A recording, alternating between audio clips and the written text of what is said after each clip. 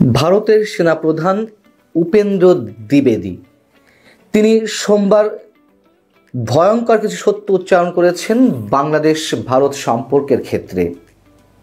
এবং তিনি যে বক্তব্য দিয়েছেন, কথাবার্তা বলেছেন সাংবাদিকদের সামনে, সেখান থেকে আমাদের ডক্টর মোহাম্মদ ইউনূসের সরকার নিশ্চয়ই গুরুত্বপূর্ণ, অতি গুরুত্বপূর্ণ কিছু মেসেজ পেতে পারে। প্রথমত তিনি কি বলেছেন, ভারত বাংলাদেশের যে বর্তমান সম্পর্ক 5 আগস্টের পট পরিবর্তনের পর দুই দেশের সম্পর্ক যে একেবারে তলানিতে গিয়ে পৌঁছেছে, শিথিল সম্পর্ক, উত্তেজনাপূর্ণ সম্পর্ক চলছে, সেই সম্পর্ক স্বাভাবিক হবে না যতক্ষণ না পর্যন্ত বাংলাদেশে কোনো নির্বাচিত সরকার না আসে। এবং আমি মনে করি তিনি যে কথাবার্তাগুলো বলেছেন একেবারেই সোজাসাপটা, কোনো ধরনের ফেব্রিকেটেড তথ্য কিংবা কোনো ধরনের রংচং দিয়ে তিনি কোনো ধরনের বক্তব্য উপস্থাপন করেননি। এই বক্তব্যগুলোকে আমরা ইতিবাচক হিসেবে ধরতে পারি, আমরা নেতিবাচক হিসেবেও ধরতে পারি। তবে যেটি বাস্তবতা আমরা দেখছি সেই নিরিখেই তার কথাগুলো আমাদের বিবেচনা করা দরকার। তিনি বলেছেন যে দুই দেশের সামরিক সম্পর্ক আগে যা ছিল এখনও রয়েছে, তবে সম্পর্কে তো অবশ্যই অনেক অবনতি হয়েছে। পাশাপাশি তিনি বলছেন যে এই মেসেজটিও দিলেন 5 আগস্ট গণ অভ্যুত্থানকে কেন্দ্র করে বাংলাদেশে যে রাজনৈতিক পট পরিবর্তন বা রাজনৈতিক পরিস্থিতি, সেই সময় থেকে আমাদের সেনাপ্রধান জেনারেল ওয়াকারুজ্জামানের সাথে তার কন্টিনিউ যোগাযোগ রয়েছে। এটা তো আমরা জানি যে ভারতের সেনাবাহিনীর সঙ্গে আমাদের সেনাবাহিনীর নানান ধরনের সম্পর্ক রয়েছে এবং দুই দেশের সেনাপ্রধানের মধ্যে যে নিয়মিত যোগাযোগ হয়, এটি তো রাগঢাক করা কিছু নেই। 20 নভেম্বর তার সঙ্গে কথা হয়েছে, দুই সেনাপ্রধানের সঙ্গে কথা হয়েছে, সে প্রসঙ্গে তিনি বলেছেন। এবং কয়েকদিন আগে প্রথম আলোতে আমাদের সেনাপ্রধান জেনারেল ওয়াকারুজ্জামানের একটি সাক্ষাৎকার প্রকাশিত হয়েছে। সেখানে তিনি ভারত বাংলাদেশ সম্পর্কে কথা বলেছিলেন যে দুই দেশের জন্যই দুই দেশকে অপরিহার্য মনে হয় তার কাছে, এবং দুই দেশের জন্যই দুই দেশ গুরুত্বপূর্ণ। সেই কথাটি উপেন্দ্র দ্বিবেদী তিনিও উচ্চারণ করেছেন। তিনি বলছেন যে বাংলাদেশের সেনাপ্রধান যে কথাটি বলেছেন যে বাংলাদেশের জন্য যেমন ভারত প্রয়োজন, ভারতের জন্য বাংলাদেশ অবশ্যই প্রয়োজন। বাংলাদেশ ভারতের কৌশলগত অংশীদারিত্বপূর্ণ বন্ধু বা অংশীদার। তিনি দুই দেশের সেনাবাহিনীর মধ্যে যে যৌথ মহড়া, সেই মহড়া স্থগিত রয়েছে। কেন স্থগিত রয়েছে সেটিও উচ্চারণ করেছেন। পরিস্থিতি যখন ভালো হবে তখন আবার এই মহড়া অনুষ্ঠিত হবে। এখন বিষয় হচ্ছে যে আমি বলছিলাম তার এই বক্তব্যগুলো আমরা নেতিবাচক হিসেবে ধরতে পারি, যার যেভাবে প্রয়োজন বাস্তবতা নিরিখে তিনি সেভাবেই ধরতে পারেন, নেতিবাচক ইতিবাচক।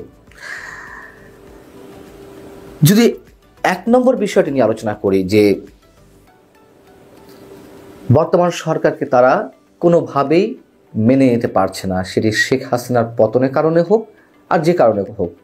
এমনিতেই কোনো দেশে অনির্বাচিত সরকার লং টার্ম রান করতে পারে না, এটি কোনো সভ্য দেশ মেনে নিতে পারে না। আমাদের সময়ের প্রয়োজনে হয়তো অন্তর্বর্তী সরকার গঠিত হয়েছে, কিন্তু সেটি কতদিন চলবে, সেই ধরনের কোনো সরকারের সাথে অন্য কোনো রাষ্ট্র সম্পর্ক রাখে কিনা সেটিও তো একটি প্রশ্নবিদ্ধ বিষয়। ভারত কোনো রাগঢাক রাখেনি, বলে দিয়েছে।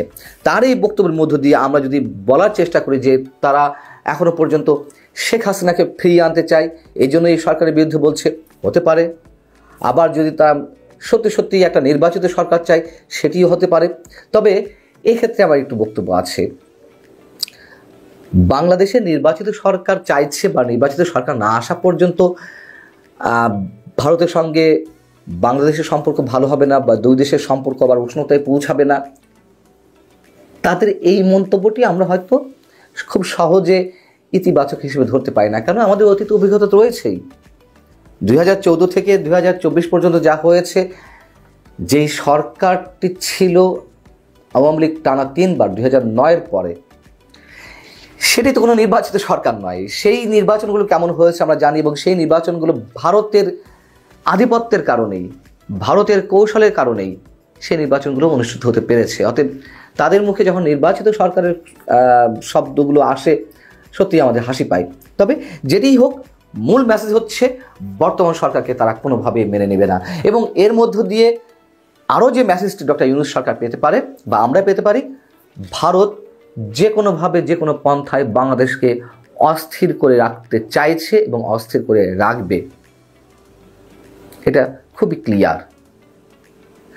দ্বিতীয়ত, 5 আগস্টের সেনাপ্রধান মানে দুই দেশের সেনাপ্রধানের সঙ্গে যে নিয়মিত যোগাযোগ, ওই দিন যে দফায় দফায় যোগাযোগ হয়েছে সেটা তো আমরা জানি, আমরা অনুমান করতে পারি, ধারণা করতে পারি, এবং তার কিছু সিমটমও তো রয়েছে। এবং নানান মাধ্যমে আমরা জেনেছি, গণমাধ্যমে এসেছে যে 5 আগস্ট শেখ হাসিনা সরাসরি ভারতের জাতীয় নিরাপত্তা উপদেষ্টা অজিত দোভালের সঙ্গে দফায় দফায় কথা বলছিলেন তাকে সেভ করার জন্য, তাই কীভাবে নিয়ে যাবে। অতএব উপেন্দ্র দ্বিবেদী কোনো প্রকার মিথ্যা বলেননি। এবং প্রথম যে বক্তব্যটি, তার যে বক্তব্যটি নিয়ে আমি ছোট করে আলোচনা করলাম, যে নির্বাচিত সরকার ছাড়া ভারত দুই দেশের সম্পর্ক আগের জায়গায় পৌঁছাবে না, এটা মনে করছে। এবং এই জায়গাটিতে কারা আরও বেশি করে ঠেলে দিয়েছে? ভারত নানান ধরনের অপপ্রচার চালাচ্ছিল সংখ্যালঘু নির্যাতনকে কেন্দ্র করে, বা আরও অন্যান্য বিষয়ে এখন সীমান্ত যে উত্তেজনাপূর্ণ অবস্থা রয়েছে, সেক্ষেত্রে অবশ্যই ভারত দায়ী। ভারত পাড়া পাড়া দিয়ে লাগাচ্ছে। আমি তো বললাম যে ভারত অবশ্যই নানান ধরনের অস্থিরতা সৃষ্টি করে রাখার চেষ্টা করবে, কিন্তু সেগুলোকে মাঝপথে তো উস্কে দিয়েছে সরকারের দায়িত্বশীল ব্যক্তিরা।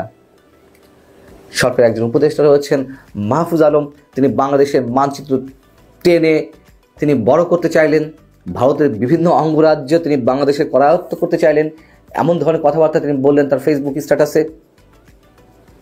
এবং সে সম্পর্কে তো ভারত তার প্রতিক্রিয়া জানিয়েছে।